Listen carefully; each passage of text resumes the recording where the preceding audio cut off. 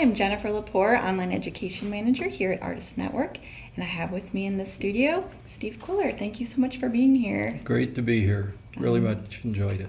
Good. And everybody, Steve's been here for a couple days. We've been shooting an acrylic video and a watercolor video. And I don't know if all of you know this, but Steve was here back in maybe 2008 or so. 2008, And we did another watercolor and acrylic video then. Did a couple of your first videos back at that time. Yeah, kind of got Artist Network TV launched, so it's wonderful having you here again. Well, it's great to be here, and you've come a long way. Thank you. Yeah. So I wanted everybody to get a chance to know you better, like we've had the chance to here in the studio. So I know that you are involved in workshops, and you've been around the painting scene for a while, and you even have your own gallery. So I wanted to just have you talk a little bit about how you got your painting career started in the first place. Well, it's pretty amazing how this all happens. You know, when you look back, hindsight is 100%, but when you're a kid just getting started, you have no idea where you're going. The most important thing is I had a vision and dream from the time I was a little kid. You know, I loved art, and I loved the mountains. And so from an early age, you know, I learned to fly fish and hike in the mountains. And I started drawing with Crayolas, and it built to watercolors eventually, and so on. So in college, I think I went to Colorado State University, and I majored in art, got a Bachelor of Fine Arts, but I also got an education degree, and I think that was very, very important. So the first 4 years out of college, during the winter, I taught in Oregon, and I taught in California, in the secondary schools. And I was just a young, shy kid, so it taught me to be in front of people, to do lesson plans, to present materials. And so then, when I quit teaching, I'd found this place in the mountains of Colorado, a deserted mining town, a little place called Creed, and I rented this space, a gallery. That it was not a gallery at the time. I had to muck it out, but rented the place for $100 a month, and that included a place to stay in the back, and so it didn't take too much to continue making a living, and so I quit teaching. I started painting full time, but you know, during the winter, I'd have people from Dallas, Texas, or somewhere coming in and wanting to know if I'd have a show in their bank and so on. And so I did, and eventually it led to other things.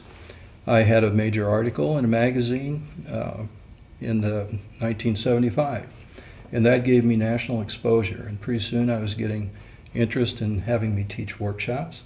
And when I went out and I'd teach the workshops, I'd had that teaching background.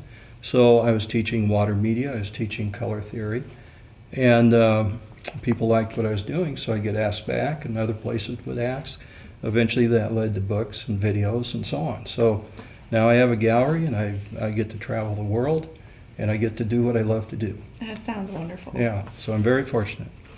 And with, you mentioned water media, why did you choose water media over another medium to showcase? I mean, I guess it's selling if you're able to, you know, make a living using your gallery and your teaching, and you also have your work in New Mexico at a gallery there. So what do you think is going on with that? Well, that's a good question, because if you travel around, you know, and you go to a lot of galleries, you see a lot more oil and acrylic and an easel painting approach than you do water media. But when you're starting out, I had no idea about that, and I loved water media. I loved that spiritual quality of the way that paint hits the paper when it's wet and it moves, and it just, I was addicted. So I just started playing with that, and fortunately, because of the books and the exposure, I've developed a following now at our gallery, you know, that's open in the summer. I've had that gallery since 1970. So how many years is that? We're 45 years or more. So I have a good collector base that comes back, and I've been able to teach the water media and spread the word. A lot of other people are having success with it, and I kind of feel now it's a mission. I think the more people find out about works on paper, the more people will collect it and see the beauty of water media. And it is just that. Absolutely. I know you get some exposure to other people when you're traveling and you're doing your workshops.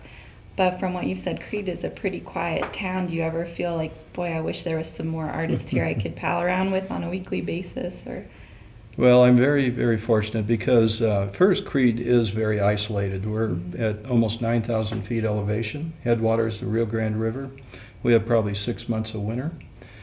And I have my own studio and quiet space that's along the Rio Grande River. Our rhythm is real interesting because in the summer it's very busy. You know, from a town of 500 people, it could swell to 10,000 people. oh wow, In the middle of the summer with guest ranches and RV parks and motels and so on. But, so our gallery is busy. We have beautiful restaurants. We meet a lot of people. I have a lot of artists that come up, teach a couple workshops there. So I'm around a lot of other artists in the summer. In the winter, I savor that isolation. I like to hole up in my studio and paint. And yet, occasionally I get to go out and teach a workshop in various parts of the world. And when I do, I try to go to an art museum there and one or two, and I'll learn a lot from painters that I see or new painters that I haven't seen before. I'll meet artists, in various areas where I'm teaching workshops that become lifelong friends. So I have that connection. I get inspired by other people. Then I can pull back to my place and hole up for maybe 2 or 3 months and do what I do, learn from other people and so on, and grow as a painter. So it sounds like you've kind of created a great life that keeps you fresh and challenged, whether it's the isolation of the winter months or when you're out seeking art in other places. It works for me, and so don't pop my bubble. I will not. Let's keep it going. Yeah. Well, thank you so much, and look forward to hopefully seeing you again in the future. Well, it's my pleasure, Jennifer. Thank you again. You're welcome. Mm-hmm.